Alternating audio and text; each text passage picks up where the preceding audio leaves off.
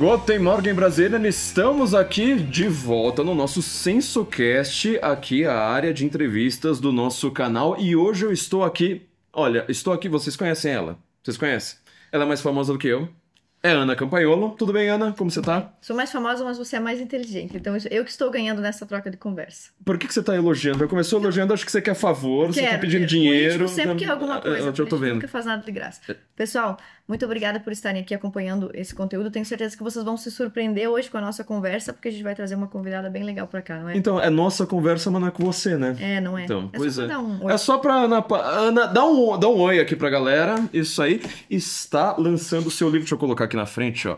A Hidra Feminista, livro aqui da Ana, Estratégias de Domínio Político e Cultural. Ela ainda não autografou. Mas vou. Você acha que isso é correto? Um elogio à altura. Eu demoro pra elaborar. Você tá entregando um livro sem autógrafo, você acha que isso é correto? Eu vou dedicar depois. Você merece algo mais elaborado, vou pensar.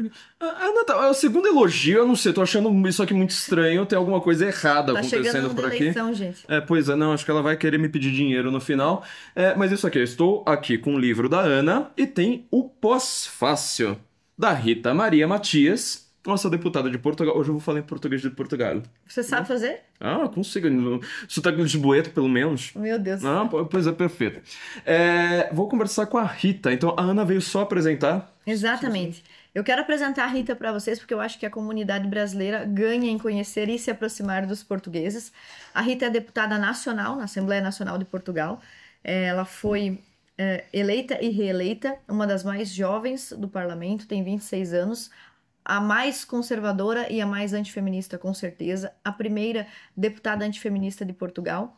E em 2022, quando nós nos conhecemos, tivemos a ideia de trabalhar em um projeto que destrinchasse, que explicasse com detalhes como a esquerda feminista funciona e como as suas pautas avançam, como são bem-sucedidas. E nós pensamos em fazer disso um intercâmbio entre Brasil e Portugal, que são nações irmãs e que deveriam se aproximar e se tratar dessa forma, mas que infelizmente foram divididos aí pelo discurso narrativo de esquerda. E a deputada Rita, então, foi convidada a vir ao Brasil agora para lançarmos esse livro aqui em São Paulo, lançamos em Curitiba e em Florianópolis, já está à venda na internet, mas não é sobre mim ou sobre o livro que eu quero falar hoje, sim sobre a Rita. Eu quero que vocês a conheçam, depois já sigam nas redes sociais, @RitaMariaMatias. Tenho certeza que Matias sem H. Sem H, né, Rita? E tenho certeza que ela será uma inspiração para as mulheres que pensam ou já estão na política, mas pensam que talvez se posicionar firmemente contra o feminismo, ser uma antifeminista, já saiu de moda ou não vai trazer benefícios políticos, eleitorais ou mesmo para sua carreira, e a Rita é uma prova disso. Nós começamos esse trabalho aqui em 2019, ela começou em 2022 em Portugal e desde então só fez crescer e ser reconhecida nacionalmente e internacionalmente. Então, não quero mais perder o tempo de vocês comigo, eu espero voltar em outra ocasião para conversar mais com a Flávia. Obrigação sua, e como nós somos antifeministas, então, Ana, um prazer. Prazer é meu. Vaza. Chispa, isso aí. Ana, com vocês. Rita Maria Matias. Você não é de Lisboa. É ao lado, Setúbal. Setúbal? Uhum. Há um rio que separa, então é passar a ponte. Olha que coisa maravilhosa. Você... já tô aqui pedindo desculpas, porque aqui no Brasil a gente fala você, e você não significa a mesma coisa do que em Portugal, né? Você é mais distante em Portugal, não é? Sim, mais longínquo. Então, mas é engraçado, porque você, para o brasileiro, é o mais próximo. Informal. É o mais informal de todos. Então, pra gente é uma informalidade. Para vocês em Portugal é uma formalidade isso. Você, deputada mais jovem de Portugal? Agora já não, infelizmente, perdi esse título e estou a ficar velha, que a política envelhece a pele. Mas, muito mal. Continua no meu partido. Passei o testemunho a uma jovem que é a Madalena Cordeiro, tem 20 anos, mas fui durante um tempo a mais jovem, fui eleita com 23 anos. E pronto, daí envelheci, hoje tenho 26. Olha só, né? E você é deputada do Chega. Exatamente, partido criado por André Ventura há 5 anos. Começou por ser um partido com um deputado único, depois elegemos 12 e foi aí que eu fui eleita, era a única mulher. Daí o trabalho antifeminista que fez abalar as estruturas do feminismo português à data. E depois, agora passámos a ser 50 deputados. Olha só. Você tá lançando esse livro aqui, A Hidra Feminista. Tem um link aqui embaixo, tá? Na descrição. Junto com a Ana, você fez um pós-fácil. Só que quando eu fui pensar em pós-fácil, eu achei que fosse assim, sei lá, né? 2 páginas. Não, seu pós-fácil.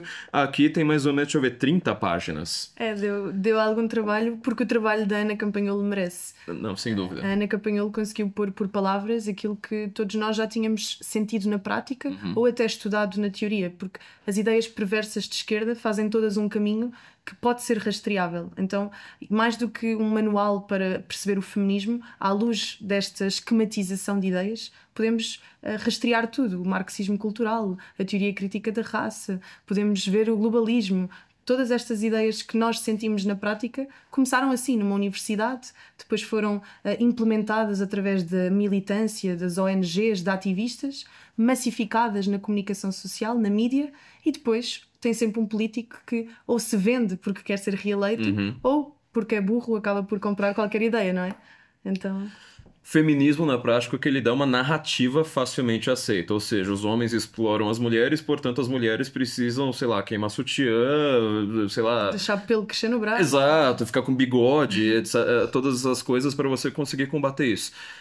Grande pergunta para nós aqui no Brasil é o seguinte: nós sabemos quase nada sobre Portugal. O que a gente sabe sobre Portugal é que Portugal fala português e que a capital é Lisboa e a gente não sabe nada sobre Coimbra. Se fado, come-se pastel de bacalhau, pastel de nata. Algumas pessoas sabem sobre o fado. Acho que o pastel o pastel de Belém, ele funciona aqui de São Paulo para baixo, porque depois ninguém mais lembra. Como é o feminismo em Portugal e como que é a esquerda em Portugal? Essas 2 perguntas agora de cara. Então, o feminismo em Portugal é um feminismo que ainda não é bem conhecido. Qualquer pessoa se diz feminista porque sim. A forma como o feminismo cresceu e disparou em Portugal foi associado ao processo de transição de regime. Nós vivemos durante um tempo uma ditadura militar que depois mudou ligeiramente, tal como vocês tiveram a vossa ditadura militar, e quando caiu esse regime autoritário foi a grande explosão de feminismo, de revolução sexual ali nos anos 70 por toda a Europa, que contagiou também Portugal. Então muitas pessoas que tinham sido oprimidas verdadeiramente no antigo regime aderiram às ideias, não porque quisessem ser feministas, mas porque nunca tinham podido votar. Troca-chave. Foi só uma troca-chave e uma tentativa de rebelião. Se antes este autoritarismo estava muito ligado ao conservadorismo católico, ao tradicionalismo, então por oposição vamos todas andar de mini-saia e ter uma vida sexual muito mais experimentada e diversa. Então foi quase um casamento perfeito. O momento político casou com a grande explosão que surgia ali na segunda vaga feminista da Simone de Beauvoir, etc., que aproveitaram algumas circunstâncias da vida política portuguesa para internacionalizar o movimento, e é isso que nós expomos aqui também no pós-fácil. Então, Portugal hoje é um país onde temos banheiros mistos nas escolas. É um país onde já é aceitável que no boxe um homem que é homem, nasceu homem, mas que diz que hoje é mulher, bata na cara de uma mulher que toda a vida foi mulher e trabalhou anos e anos e anos para poder entrar num ringue. A maior conquista do feminismo, inclusive, foi essa. Né? Um homem poder socar uma mulher, derrubá-la... As feministas conseguiram dizer que um homem é melhor a ser mulher do que a própria mulher. Então, parabéns, feministas, são incríveis. Feministas provando que o mundo é dos homens. Não é? As medalhas de ouro são dos homens. Então a esquerda em Portugal ela tem um processo muito parecido com a esquerda brasileira, porque assim, nós depois da redemocratização tivemos aí uns quase 40 anos em que o discurso de esquerda ele não era só o majoritário, ele era o único possível na prática, né? Sim, e mesmo a direita portuguesa é escrita por vários autores, podem pesquisar, um historiador e professor, Jaime Nogueira Pinto, professor português, que explica muito bem a história da direita democrática, e ele diz que a direita portuguesa é a direita da esquerda, porque, por exemplo, o partido mais à direita, sem ser o meu, é o Partido Social Democrata, que a social-democracia é de esquerda, não é de direita. Então este é o cenário político português. E o grande problema foi que o aparelho de Estado, que antes era deste Estado autoritário, rapidamente transitou para um polvo altamente burocratizado e socialista. Então, mesmo que a pessoa convictamente não queira ser socialista, tem de ser para poder se ingrar em Portugal. Um país pobre, um país que estagnou economicamente e onde alguém, para ser bem-sucedido, precisa da intervenção do Estado. Para eu criar uma empresa, preciso que o Estado me apoie. Então, rapidamente, eu cedo às minhas convicções para poder ter aquele benefício que vai fazer a minha vida andar para a frente. Então, é fácil ser de esquerda em Portugal. O que está me chamando bastante atenção, eu não conheço a história portuguesa, principalmente a história portuguesa recente de verdade. É que nós, fazendo um paralelo com o Brasil, nós tivemos a mesma coisa, né? O Partido Social Democrata brasileiro, ele foi dominante por muito tempo, era considerada a direita brasileira, né? E o que fica de legado deles, né? O partido assim hoje praticamente não existe, mas o que eles deixaram como legado para nós, além de não diminuírem a burocracia, na verdade aumentarem, além de criar um Estado gigantesco e ineficiente, eles deixaram esse tipo de discurso. Ou seja, para você ter alguma possibilidade de, vamos dizer, né, ter uma vida normal, você precisa aderir ao discurso da esquerda, ou seja, distribuição de renda, ser, sei lá, progressista em algum nível. O progressismo em Portugal também está nesse nível hoje em dia. Tá. E depois, na verdade, isto é a forma mais fácil de se reeleger. A troca de favores. Se eu nomear a tua empresa para um concurso público, se eu der lugar ao teu filho na Secretaria de Estado de alguma coisa, então é fácil eu garantir que tu votas em mim novamente. E Portugal tem a dimensão do Estado de Santa Catarina, temos 10 milhões de pessoas, e a par disso fomos, com a adesão à União Europeia, nós fazemos parte do projeto europeu, fomos dilapidando as nossas principais forças económicas. Portugal era muito forte na indústria e muito forte na exploração agrícola e de pesca. Porque é evidente, temos uma costa extraordinária, aliás, que permitiu que os nossos povos se intrusassem tão rapidamente. E nós fomos deixando de pescar, deixando a nossa agricultura para terceiro plano, deixando de produzir a nível industrial para entrarmos no sistema de cotas europeu. Porque na Alemanha não tem a mesma capacidade de pesca que Portugal. Então nós cedemos a nossa capacidade de pesca para estarmos ao mesmo nível que os alemães. Pensem bem nisto. Então, por tudo isto, a nossa economia foi definhando e isto permite que o aparelho de Estado cresça e se torne dominante na vida do cidadão. Porque hoje, para ter uma boa carreira, para ter um bom salário, ou estou no Estado, ou sou louco e por iniciativa privada vou sofrer muito, tendo como parceiro sempre o Estado que leva 50% do meu lucro anual. Então, é muito difícil querer ser empresário, criar a sua própria ideia, projeto. Por isto é fácil ser de esquerda ou ser da direita da esquerda. Porque desta forma nós temos sempre quem vota em nós e que nos perpetua no poder. A última coisa que eu esperava ouvir na vida é Portugal cedendo uma cota para a Alemanha em qualquer aspecto da vida, mas enfim... Muito menos, né? Em pesca, não é? Em pesca, pois é, né? Essa é uma coisa assim meio chocante para mim. Só um detalhe, Portugal é conhecido pelo bacalhau. Sim. Então a maioria do bacalhau que nós consumimos já não é português, vem da Noruega. Porque nós já cedemos a nossa capacidade de pesca. Então é ridículo o que nós fizemos ao nosso país. Podem pesquisar, há muito mais a nível da agricultura, etc. Isso porque Portugal é basicamente uma praia com um pouquinho de país pra cá. É verdade. Eu faço essa piada como... A Ana tá me olhando aqui com cara de brava, mas enfim. Porque Portugal é muito pequeno. Ou seja, você tem uma costa, basicamente uma costa ali. Mas enfim, isso é uma coisa meio chocante. Para os meus ouvidos. Vamos falar sobre feminismo aqui. Você tá falando tudo do nível político. Eu quero também saber o nível universitário. Porque aqui não, né? O feminismo ele virou basicamente um jargão universitário. E das universidades vai se expandir. As universidades portuguesas também estão assim dominadas de ponta a ponta? Estão dominadas de ponta a ponta. Aliás, neste pós-fácil tento fazer um acompanhamento, rastrear como é que está. E é até difícil de quantificar, porque há aqueles cursos que são declaradamente feministas, em licenciatura em feminismo e teoria de género, mestrado e pós-graduação em estudos de género e tudo mais. E nós aí vemos, ok, isto é assumidamente feminista. Mas depois há todos os outros que já incorporam a linguagem, a perspectiva de género e que estão na medicina, estão na matemática, estão nas engenharias e que nós não conseguimos rastrear a olho nu. Só estando lá é que percebemos. O grande problema é que se tu não entras no diálogo feminista ou de género ou dominante de esquerda, tu és convidado a sair. Eu trabalhava numa universidade, num centro de investigação, e trabalhei lá 3 anos enquanto estudava para pagar a faculdade, porque a vida é difícil em Portugal. E quando descobriram que eu estava como militante do partido onde estou hoje, como deputada, despediram-me, extinguiram o posto e disseram que eu não era mais necessária, mesmo tendo 3 anos de bom trabalho lá com eles. Então é para perceber como funciona a universidade em Portugal. Não é mais um espaço plural de ideias em que há uma busca sincera pela verdade e que as teorias se tentam aperfeiçoar mutuamente. Se você em Portugal, vou usar o você também, por favor, mas não é no modo português, é o carinhoso brasileiro. Se você quiser ganhar um concurso público, ter uma bolsa para investigação, ou abraça determinada cosmovisão ou então não ganha.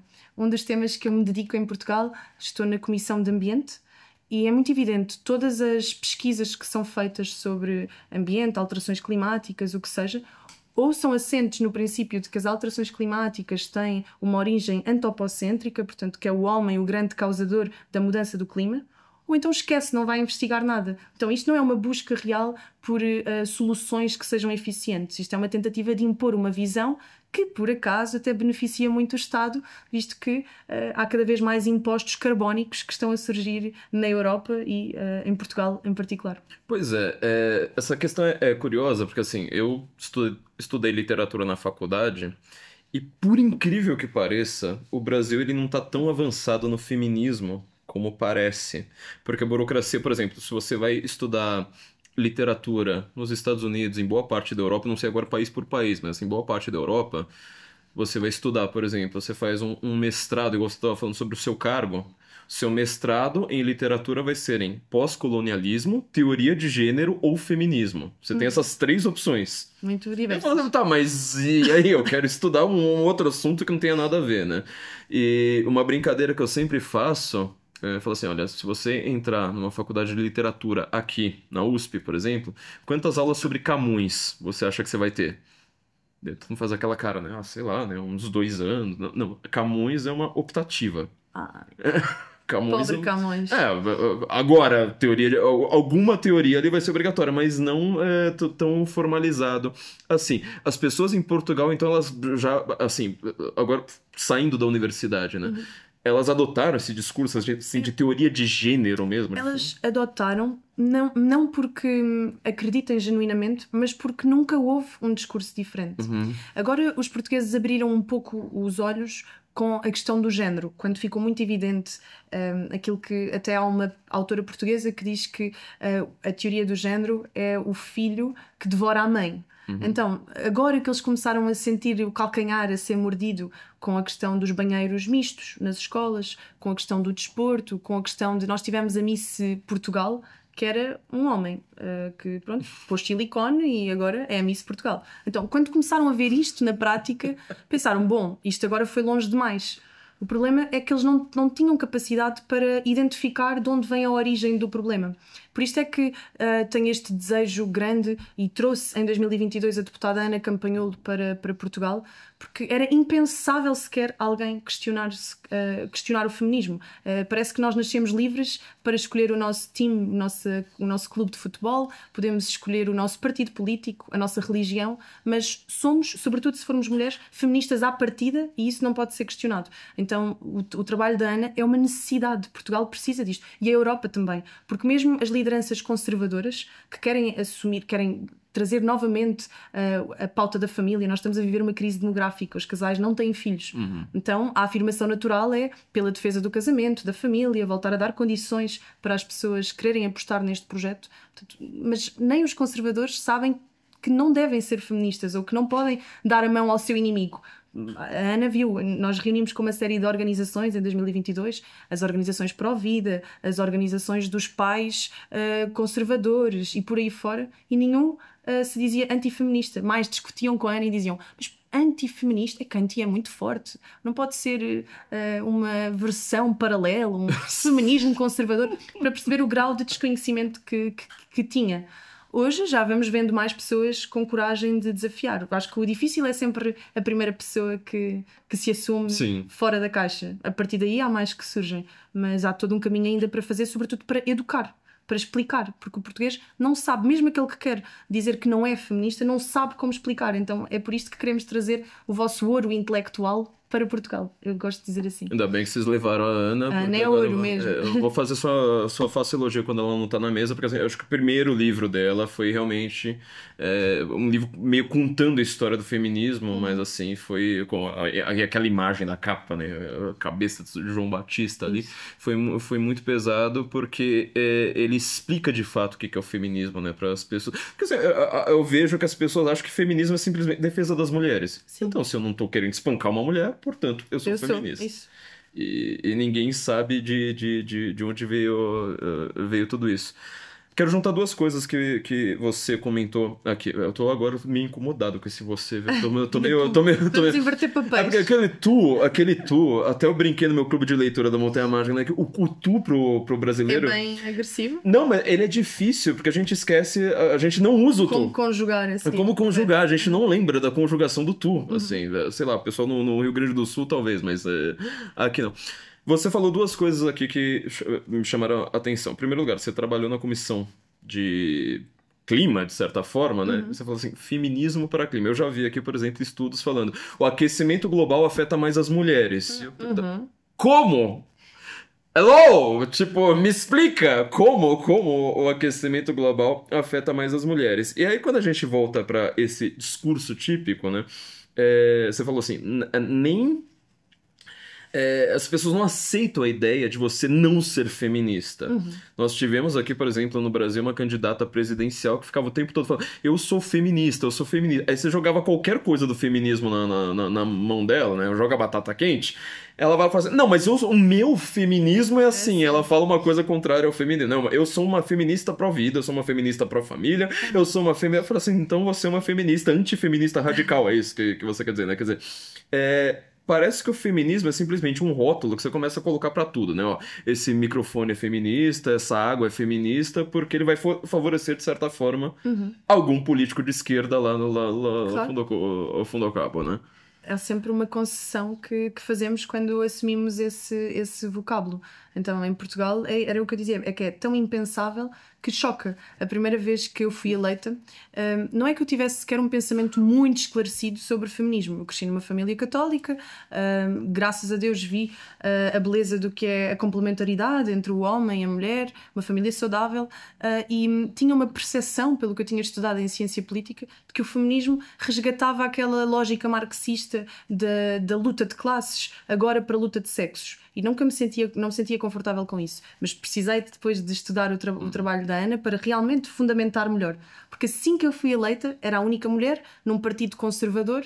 A mídia queria dizer que eu era contra a mulher. Então quem é que disse que eu era antifeminista? Não fui eu que me autodeterminei. Foi a mídia que me determinou como antifeminista.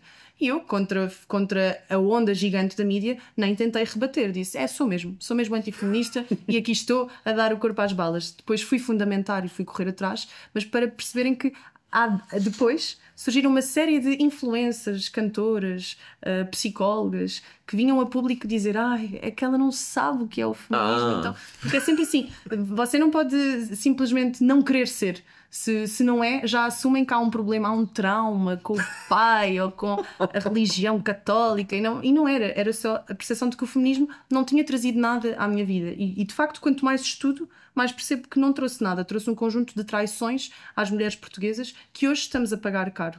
Eu, ao longo desta tour de apresentação de livro, quis focar muito na questão migratória, para explicar o problema demográfico que a Europa está a viver e que Portugal está a viver. E que grande parte é também graças ao avanço do feminismo e à forma como passámos a olhar para a família como um inimigo natural da mulher, para os filhos como um bloqueio e um inimigo para a mulher. E isto tem consequências. E por isto hoje os casais portugueses têm menos de 1,2 filhos. O que quer dizer que no limite, daqui a algumas décadas, nós não vamos conseguir renovar as gerações. Parece que vamos entrar numa espécie em vias de extinção. Que é triste, é um dos países mais antigos da Europa, 900 anos de história, a acabar assim com a deterioração das famílias. Então, o que é que os políticos pensaram? Bom, vamos abrir as portas e importar pessoas de fora que ainda queiram se reproduzir por um lado e, acima de tudo, garantir que a nossa economia não paralisa, porque precisamos de trabalhadores. trabalhadores que estejam disponíveis a fazer um trabalho por salário mínimo, aquele que o português médio hoje já não quer fazer, porque isto também tem muito que ver com a escolarização. Os portugueses hoje são mais licenciados, mestrados, doutorandos, então acham que há trabalho que já não é digno deles. E preferem ir para fora do país ou trabalhar em altas posições do que assumir trabalhos que são fundamentais, técnicos para a economia. E por isto nós estamos a ir buscar pessoas de fora que parece que são a nova escravatura do século XXI. Vêm fazer aquilo que nós não fazemos porque é demasiado pesado do ponto de vista social ou que o salário não compensa. E quem é que vem neste rol de pessoas? Vem americano, sul-coreano... Sem dúvida. Não, vem algum americano, vem algum francês, mas é já tipo gozar a reforma em Lisboa, porque Portugal é praia, como você disse, é sol, é boa disposição, boa comida. Sem ofensa aos portugueses, tá, gente? Mas o problema é que estão vindo também muitas pessoas do Indostão, pessoas muçulmanas, que algumas delas até professam o islamismo político, ou seja, vêm com uma consciência de transformação da sociedade, e nós estamos a pagar caro essa consequência. Então, há 4 anos, em 2020, aliás, 5 anos, Portugal tinha 400 mil imigrantes. Hoje, que se saibam, registados é mais de 1,5 milhões. Numa população de 10 milhões de pessoas, onde o Serviço Nacional de Saúde, os hospitais, não funcionam. A escola pública não funciona. Qualquer serviço público não funciona, devido à degradação que eu fui descrevendo. Se recebe mais 1,5 milhões de pessoas, não vai melhorar, vai piorar. Então a situação está de facto dramática e estamos a pagar na pele o choque de culturas, porque nós, no Ocidente, estamos a perder a noção do que somos. Não sabemos de onde vimos, para onde vamos, o que somos, o que fazemos aqui. Então, perdemos as nossas raízes civilizacionais todas, a matriz judaico-cristã, a noção do primado do direito, a noção dos clássicos que fomos buscar à Grécia Antiga. Perdemos isso totalmente, não temos orgulho, não sabemos sequer a nossa história recente, não é? Uhum. E quem vem de fora sabe a sua história, sabe a sua fé, sabe o seu projeto de dominação cultural, de domínio do espaço. Se for preciso, tem até intenções militares, bélicas. E nós hoje, se precisarmos de alguém para defender Portugal, de certeza que vamos ter um conjunto de mulheres que se percepcionam como homens a ir defender o exército português, certo? Ou homens que se percepcionam como mulheres para não ir para um exército europeu, por exemplo. Mas o primeiro-ministro de Portugal acabou de garantir que ele vai mandar tropas portuguesas para a Ucrânia. É, mas sabe que lá em Portugal estamos a viver um escândalo político, e enquanto os portugueses estão preocupados no Big Brother, que é a política atualmente, a discutir que o partido A tem uma avença B e que o partido C tinha um deputado maluco e que o partido D... Enquanto estamos distraídos com isso, enviámos 300 milhões para a Ucrânia, estamos a enviar tropas para a Ucrânia. Então há a política com P pequeno, que é aquela que vai distraindo o cidadão comum, e depois a política das grandes decisões que nos estão a passar completamente ao lado. Meu Deus do céu, é uma coisa meio chocante pensar nisso. Quero fazer uma pergunta muito, assim, simples sobre Portugal. Vocês têm uma tradição já de um contato com os muçulmanos muito grande, né? Lisboa tem um centro, ela tem uma mesquita, uma coisa que não é pensada aqui no Brasil. Nós temos muitas notícias sobre o choque na Inglaterra, na França, na Alemanha, sobre o choque entre os muçulmanos, né? Principalmente quando tem um atentado terrorista, quando você tem uma mudança muito grande, como por exemplo na Inglaterra, que você tem bairros no qual a Sharia é aplicada como lei, ou seja, você pode aplicar a Sharia. Como está essa situação em Portugal agora especificamente, ainda mais vocês sendo um partido de direita, porque assim, quando um europeu fala que ele é contra a imigração, como você disse, já olham de uma maneira estranha, né? Para o brasileiro é meio estranho, porque como a gente tem um vasto território que não tem população nenhuma, pra gente receber gente de qualquer país do mundo, a gente manda pro interior do Tocantins e tá resolvido. Mas como é que é Portugal num espaço tão pequeno? Então, eu tenho que dar um contexto. O Império Português era um império diverso. Tínhamos Brasil, tínhamos Moçambique, Angola, tínhamos território também na Índia, Goa, Damão e Diu, e por isto nós nunca tivemos problema de contactar com a diversidade, nem sequer com a diversidade espiritual. A título de exemplo, a minha bisavó é indiana, já faleceu, era ismaelita, uma derivação islâmica. A minha mãe e a minha avó são moçambicanas, depois a minha avó converteu-se ao catolicismo, mas para perceber, nunca tivemos problemas de integração.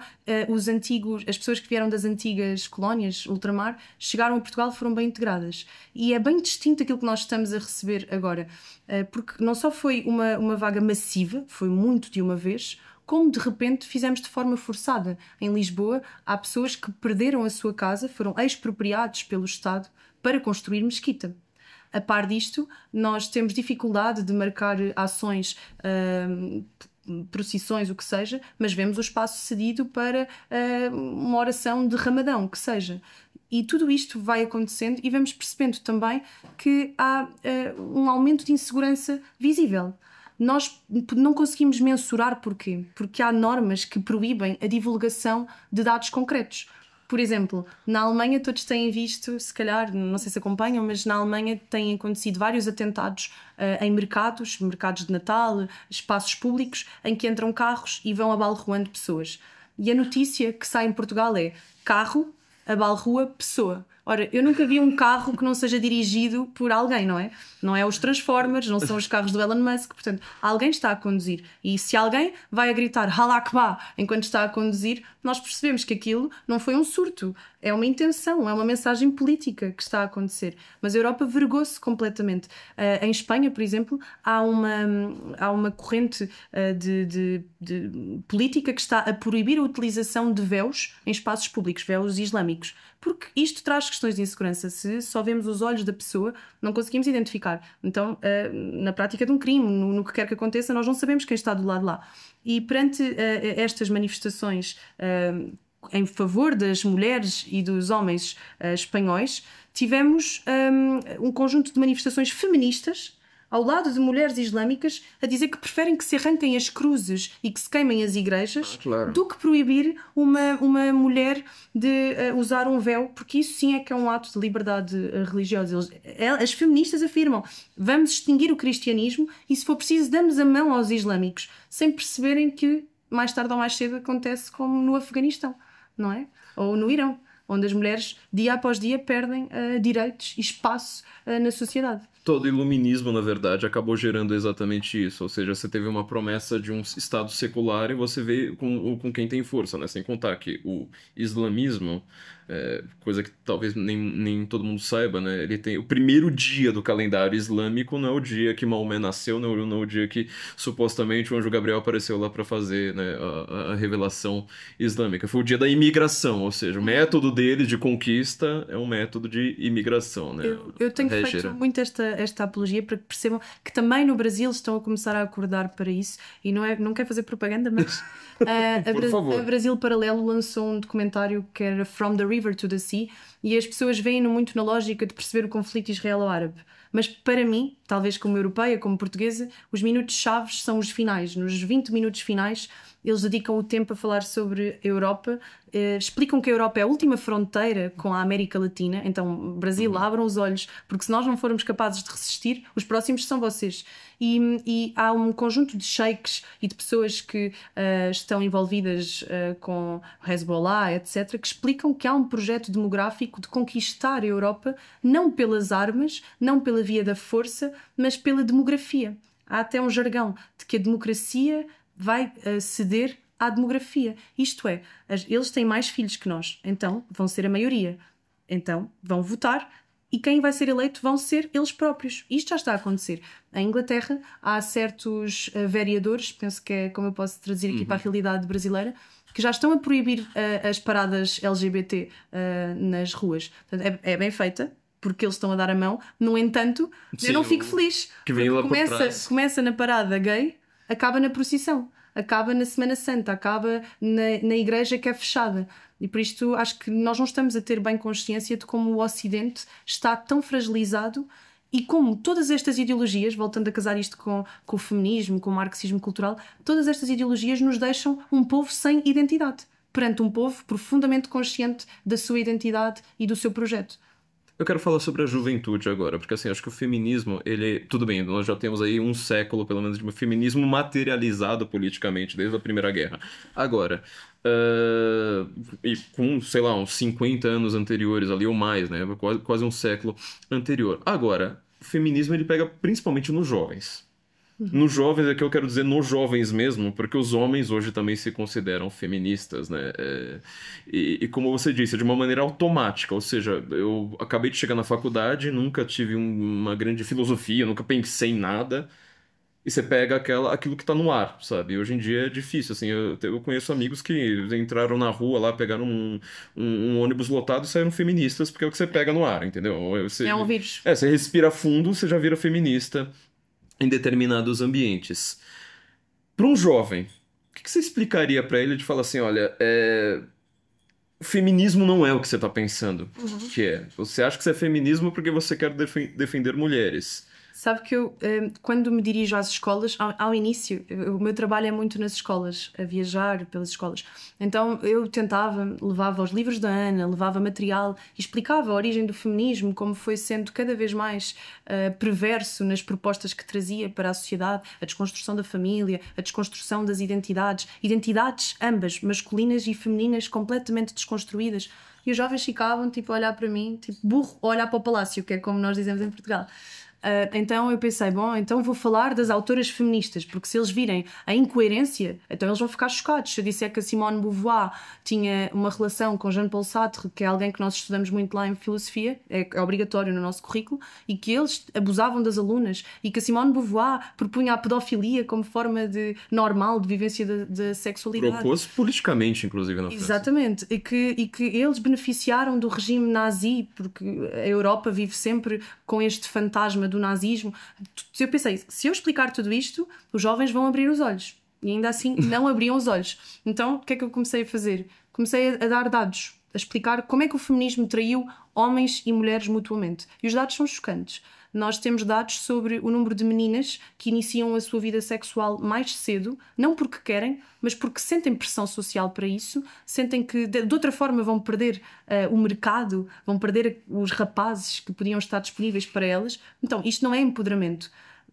Dou muitos outros exemplos também sobre o ensino. Eu também estou na Comissão de Educação.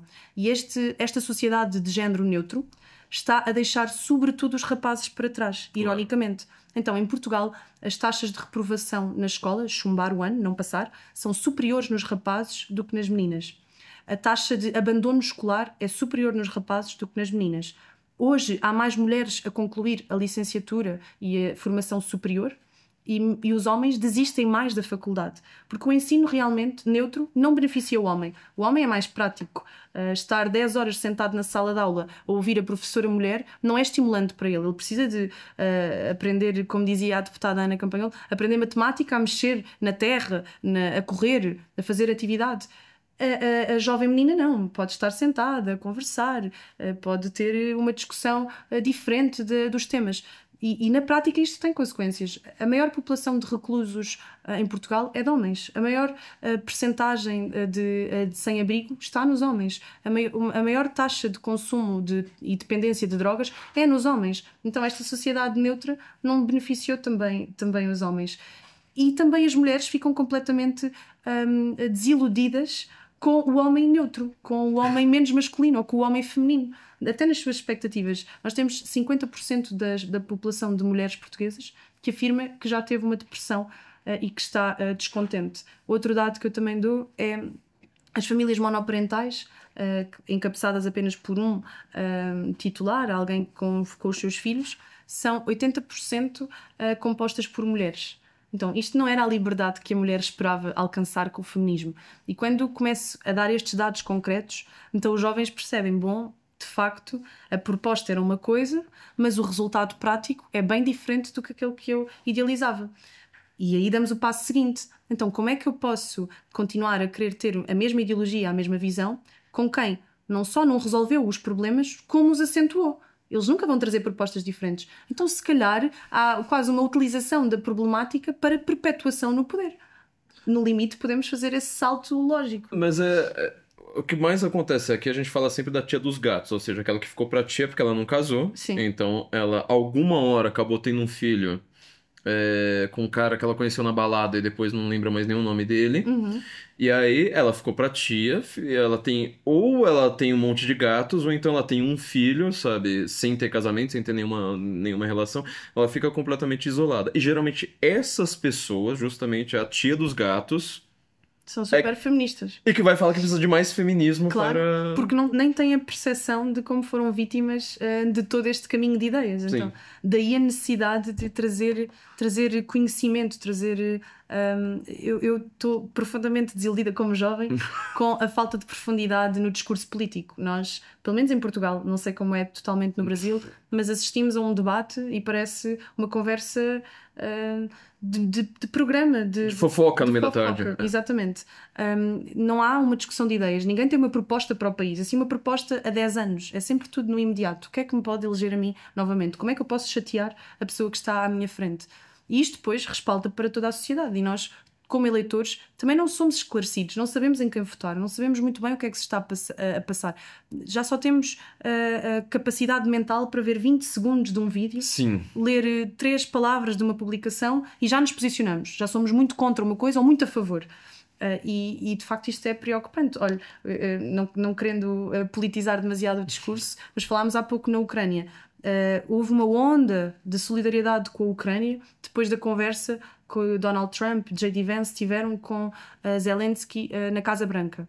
Mas os portugueses só viram 45 segundos de vídeo. Sim. E aí já se posicionaram e já disseram: não, nós estamos todos ao lado da Ucrânia, mas agora estamos a enviar 300 milhões de euros para lá e agora vamos ter que enviar os nossos filhos para lá. Então agora eu quero ver quem é que vai se comportar melhor que Donald Trump ou que J.D. Vance, porque todos rasgaram as vestes, mas nenhum vai fazer melhor. É que ninguém quer ter o seu filho lá na guerra, ninguém quer ter os seus impostos convertidos em mais armamento. Então se calhar uma proposta de paz até era o mais equilibrado face ao evidente, que é termos um país a perecer que tem um maior número de deserção de exército sempre, não é? Então é assustador perceber que nós, como eleitores, a nossa democracia está completamente doente, desde o político até o eleitor.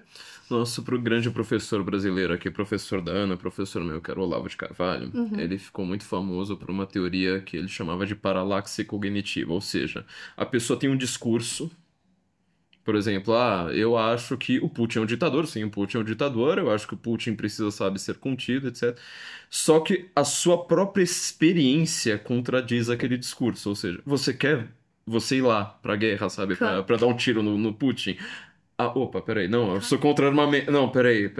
Eu acho que o que a gente sente muito é justamente isso. Como o caso da tia dos gatos também, né? Ela vai lá e fala assim: não, eu preciso de mais feminismo, porque a minha vida como mulher é infeliz. Então, mas sua vida como mulher é infeliz justamente pelo que você está defendendo. Exatamente. E não pelo tal do patriarcado que você tanto detesta. Mas veja o poder da mídia, não querendo voltar a focar, até porque não sou defensora do Putin, mas sim. É o que está evidente aos olhos.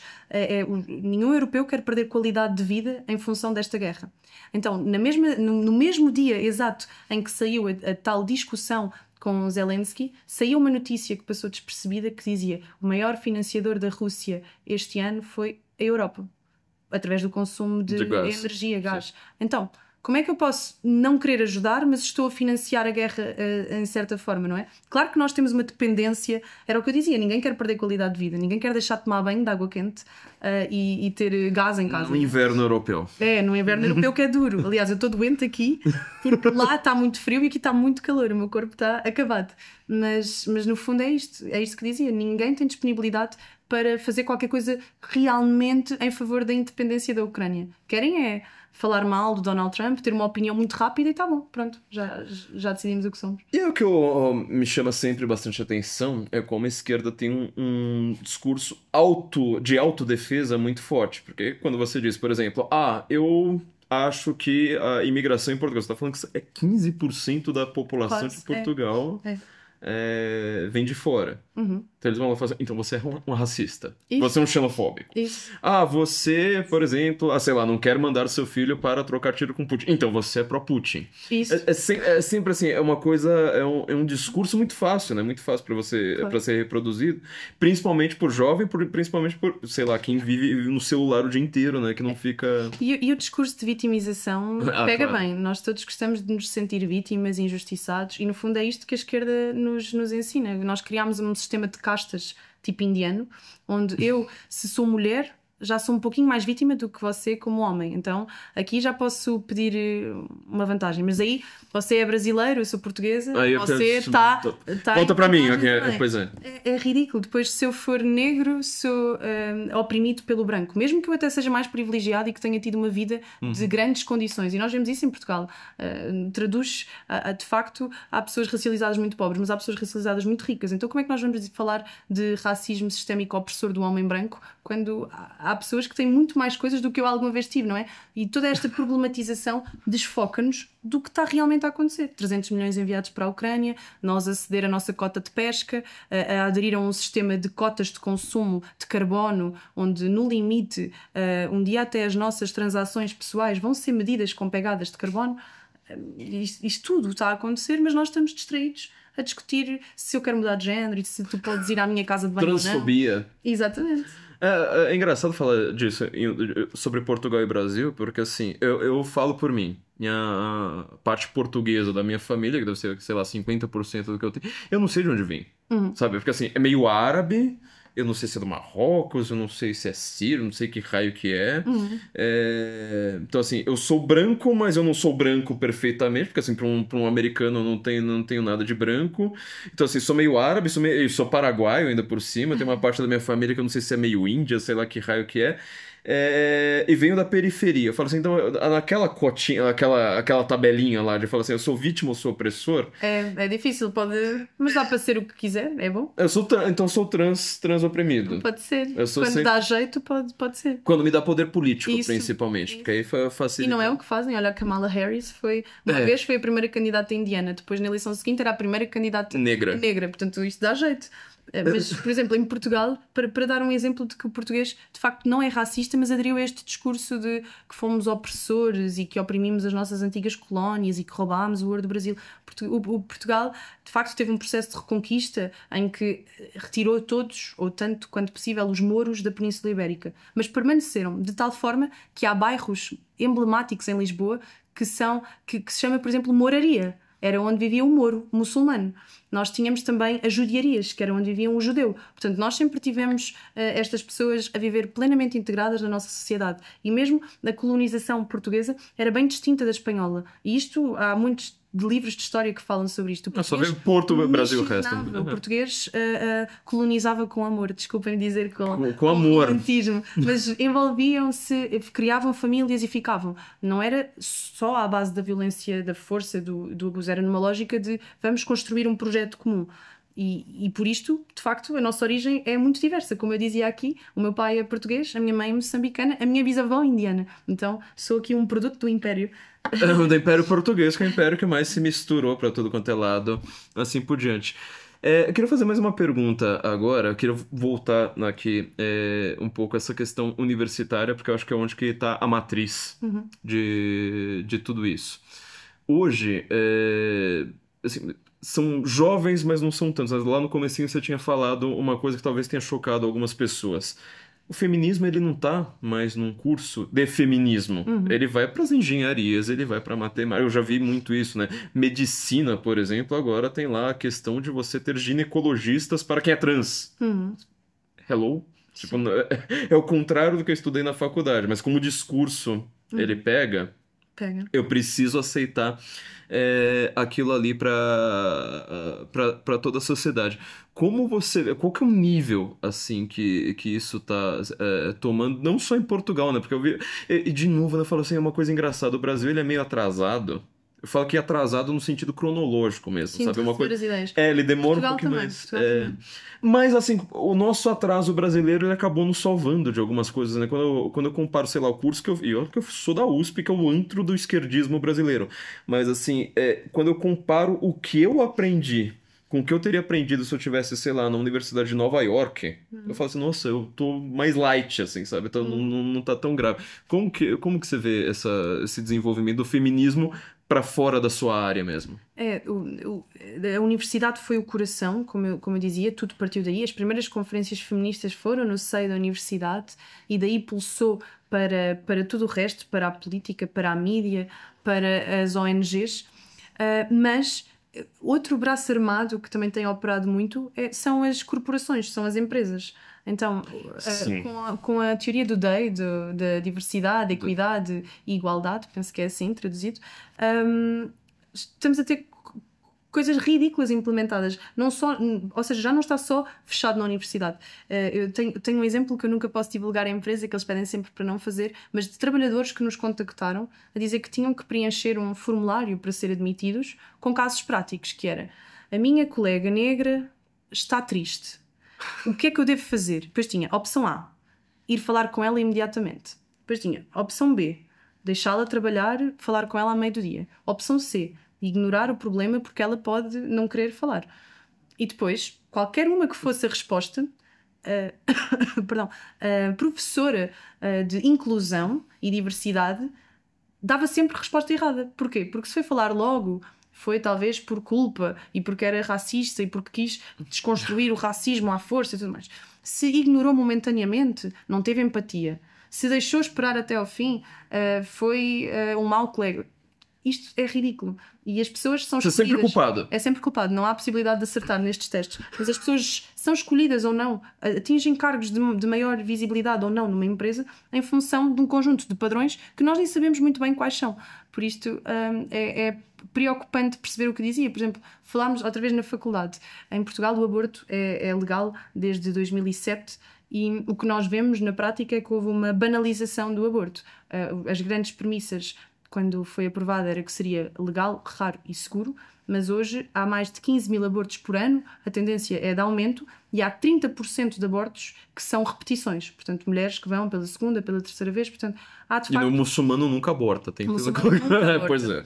Então, como é que isto na altura começou por ser... Era um aborto, passou a ser uma interrupção voluntária da gravidez. Ora, o aborto gera alguma aversão, quando alguém diz aborto na mesa, a pessoa... mesmo que seja favorável ou contra, a pessoa já se contrai. E olha que aborto já é um eufemismo. Mas e se falarmos em interrupção, assim parece ok, eu meto em pausa a minha gravidez e depois já volto. Stop, eject. Agora já se fala em produto da concepção. Até às 10 semanas, que é quando o aborto é legal, qualquer mulher gestante em Portugal está na sua ecografia, está a ser acompanhada e dizem o seu produto da concepção está com 10 milímetros. Então, de facto, isto... É por isso é que eu dizia, o feminismo já não está só no curso de género, já está na Faculdade de Medicina, já está nas cotas para a engenharia. Por exemplo, há o drama em Portugal de que as mulheres não querem ser engenheiras. Então, à força, querem obrigar as mulheres a serem engenheiras e criam cotas para que as mulheres entrem nestes cursos e desempenhem certas funções. Mas isto não é respeitar a liberdade da mulher. O maior programa humorístico do Brasil, que era o Cacete e Planeta, ele tinha surgido porque na Universidade Federal do Rio de Janeiro, eles eram todos engenheiros. É engraçado, né? Que eles falam assim, hoje eu sou engenheiro de hobby e sou humorista de profissão. Mas eles criaram um jornal para reclamar da falta de mulher no campus. Porque só tinha homem. Eles falaram, eu quero chavecar alguém. Pois é, então... Mas chega a ser bizarro que seja o próprio Estado agora a impor que as mulheres têm que estar presentes. Não têm de... Se de facto a premissa é a mulher tem que ser o que quiser, e se a mulher não quer ser engenheira, então eu não tenho que forçar que a mulher seja engenheira, porque a mulher naturalmente pode ter outras inclinações que não tenham que ver tanto com engenharia. E então vamos fazer o mesmo para a faculdade, para as universidades de ensino, onde é maioritariamente feminino, de moda, ou de enfermagem. Vamos obrigar os homens a irem ser enfermeiros ou ser professores que não queiram ser. Não faz sentido. E enquanto isto acontece, se calhar isto até faz sentido em países muito ricos, em países onde já não há mais nada para discutir, onde as pessoas estão bem. Mas num país como Portugal, que é a cauda da Europa, que perdeu até para os países que estiveram debaixo do domínio soviético, portanto que tiveram um desenvolvimento atrasado, só a partir dos anos 80, Portugal já está mais atrás do que eles. Então não faz sentido nós perdermos o nosso tempo nisto quando o português passa fome. Quando o português não sabe se há de pagar a conta da farmácia ou colocar depósito, a testar o depósito de gasolina. Isto é as questões com que o português médio se debate. Já nem é um português rico, é que nós, pobre, aliás, nós dinamitamos a classe média. A classe média portuguesa já não existe. É classe pobre, classe rica. A classe média está a definhar. Então, porquê perdermos tempo com estas questões todas sem realmente darmos estas respostas? Com isto, não quer dizer que não precisamos de estudar bem a origem destes movimentos, e há algo que me preocupa, que é Portugal também, a par do Brasil, é sempre atrasado a receber certas ideias, e isso às vezes joga a nosso favor. mas também pode jogar contra numa medida. É que nós já temos uma percepção de vitória. Como Donald Trump venceu e disse que agora só há sexo masculino e feminino, como Javier Milei venceu na Argentina e disse afuera a ideologia de género, nós temos a percepção de que estamos a vencer. E até podemos estar a vencer no mundo, mas em Portugal não estamos a vencer. A verdade é que não há uma direita conservadora ou uma hegemonia cultural de direita, ou o que seja. Isto não está no nosso território. Então, há muitas pessoas, políticos de direita, que já afirmaram o wokeismo morreu. Eu penso, nossa, que burrice, que arrogância, não morreu, está vivo e, acima de tudo, o wokeismo, por exemplo, já é uma forma reinventada, é um marxismo açucarado. Então, se eles têm esta capacidade de reinvenção, já não devíamos estar todos nós reunidos, direita, internacional, global, o que quiserem chamar, a pensar qual será a próxima reinvenção e como nós vamos estar preparados para responder. Ainda estamos muito divididos por país, por bloco, por realidade. Também não precisamos nós de pensar respostas globais para podermos defender a nossa civilização ocidental. Então... Sim. Era essa a última pergunta que eu iria fazer, porque a Ana tá me enchendo o saco aqui, querendo que eu te libere, pra variar, né? Mas enfim. Uma pergunta que todo mundo não, né? Pouca gente faz, mas pelo menos na minha área muita gente tá de olho nisso. A gente tá vendo o ressurgimento da direita no mundo. Itália, França, Holanda, Donald Trump nem se fala, Argentina, assim por diante. Mas nós não conversamos entre si. Por que, assim, o que tá faltando? Porque, assim, um detalhe eu sempre falei. Eu acho que o Brasil ele é abençoado pela língua portuguesa, só que ela também complica a gente, porque como nós somos monoglotas aqui, eu sei que Portugal não é tanto assim, mas como nós somos monoglotas e estamos geograficamente distantes, a gente não conversa com ninguém. Eu não vou, sei lá, tipo, não falo italiano, não falo holandês, não falo nada. Mas, assim, a gente não conversa nem com Portugal. Eu não conheço, assim, quem aqui no Brasil sabe que André Ventura é primeiro-ministro. Tá na hora de uma internacional de direita, vamos dizer assim? Quem sabe, uma internacional do bem, mas faz falta, porque muitas das lutas que vocês enfrentam aqui, nós enfrentamos também. Lutas, por exemplo, com o Poder Judiciário, lutas com os nossos adversários de esquerda, desafios às vezes até simples, ao nível da gestão partidária. Eu vinha a falar com a Ana, a desabafar, a contar, olha, no meu país está assim. E a Ana dizia, pois, mas isso é o que eu vivo aqui. Então porquê é que eu estou a passar por esta luta sozinha? Porquê é que eu não sei, não tenho estratégias? Eu devia de aprender com as melhores práticas dos outros e ao mesmo tempo disponibilizar-me para ceder as melhores práticas. Nós devíamos ter projetos comuns, da mesma maneira que, se reparar, as questões de género foram introduzidas na legislação europeia, todas ao mesmo tempo. As questões climáticas, que eu também trabalho, foi tudo ao mesmo tempo. Porquê? Porque eles conversam em certos fóruns, eles determinam, Fórum Económico Mundial, outros sítios que eu não vou falar para não ser assassinada amanhã. Eu nem posso, tenho uma votação muito importante em Portugal. Mas eles conversam nesses sítios e depois aplicam as suas ideias, as ideias que têm. Nós não conversamos e temos tudo para conversar. Primeiro, nós, como amantes da língua portuguesa, da língua de Camões, é muito fácil conversarmos uns com os outros. E depois, o brasileiro pode beneficiar do posicionamento estratégico de Portugal na Europa. Portugal é a primeira porta para a Europa. E pela experiência continental, o português fala espanhol, o português fala inglês, tem facilidade no italiano e pode ser também um interlocutor de mediação. Por isto, temos que parar de estar fechados na política do Big Brother individual e perceber que, de facto, ao nível global, ou estamos juntos ou vamos todos perecer. E eu, sinceramente, amo demais o meu país com 900 anos de história para vê-lo perecer. Então... Primeiro Estado moderno do mundo. Viu? Pois é. E por isto temos que voltar a colaborar, a restaurar as nossas forças que, infelizmente, foram de forma manipulada, cortadas. Hoje, o português sente um peso de culpa com o brasileiro. Em vez de sentir um orgulho daquilo que nós construímos juntos, nós somos uma das línguas mais faladas e não é graças ao português que tem 10 milhões de habitantes, é graças ao brasileiro. Nós podemos ser um bloco económico extraordinário, dos maiores, se unirmos de facto Portugal, Brasil, África, todos os sítios que ainda se fala português, nós podemos criar coisas incríveis. Então temos que parar de ouvir a esquerda que nos quer dividir e colocar uns contra os outros e percebermos que é isto, ou estamos juntos ou vamos todos definhar, seja por um motivo ou por outro. Estou meio chocado que Portugal tenha menos gente, meio chocado não porque eu já sabia, mas menos gente do que a cidade de São Paulo. Olha só, a gente tem 12 milhões, pois é. Bom, mas agora com imigrantes nós vamos ganhar. Deputada Rita, um prazer enorme. Eu só não vou continuar porque a Ana tá me enchendo o saco. Eu vou te cobrar até a morte, Ana, por conta disso. tá? Que tá aqui me enchendo o saco pra te liberar. Mas é um prazer enorme, fico muito feliz. Espero que numa próxima oportunidade, estando aqui no Brasil, nós nos conversamos. E assim, é importante nós criarmos esses laços, né? Porque assim, não lembro agora qual é o intelectual português, né? Que fala assim, ó, nós demos tudo ao Brasil. Demos a culinária, demos a língua, demos a religião e nós que temos sotaque, né? Então, vamos agora corrigir um pouco disso e vamos estreitar laços. Então, um prazer estar aqui. Muito obrigada. Muito obrigado a todos. Se inscrevam no canal, não se esqueçam, só dá o nosso joinha aí, que ele é extremamente necessário. Obrigado, Ana, apesar da encheção de saco, por trazer aqui a deputada Rita Matias aqui. E comprem o livro, né? A Hidra Feminista, aqui da Ana Campagnolo. E com pós-fácil, mas um pós-fácil bem longo, viu? Da deputada Rita Matias aqui. Então, nos vemos em breve. Guten Morgen, Brasília. E Portugal. Encha o nosso rabo de dinheiro e salve o Ocidente. Encha o nosso rabo de dinheiro e salve o Ocidente. Se você quer perder amigos e ser mais inteligente, encha o nosso rabo de dinheiro e salve o Ocidente. Encha o nosso rabo de dinheiro e salve o Ocidente. Encha o nosso rabo de dinheiro e salve o Ocidente. Se você quer perder amigos e ser mais inteligente, encha o nosso rabo de dinheiro e salve o Ocidente. Encha o nosso rabo de dinheiro e salve o Ocidente. Encha o nosso rabo de dinheiro e salve o Ocidente. Você quer ficar bonito, garboso e eloquente, estar sempre correto, indubitavelmente, contar boas piadas esporadicamente, fazer aquele crush, te amar perdidamente.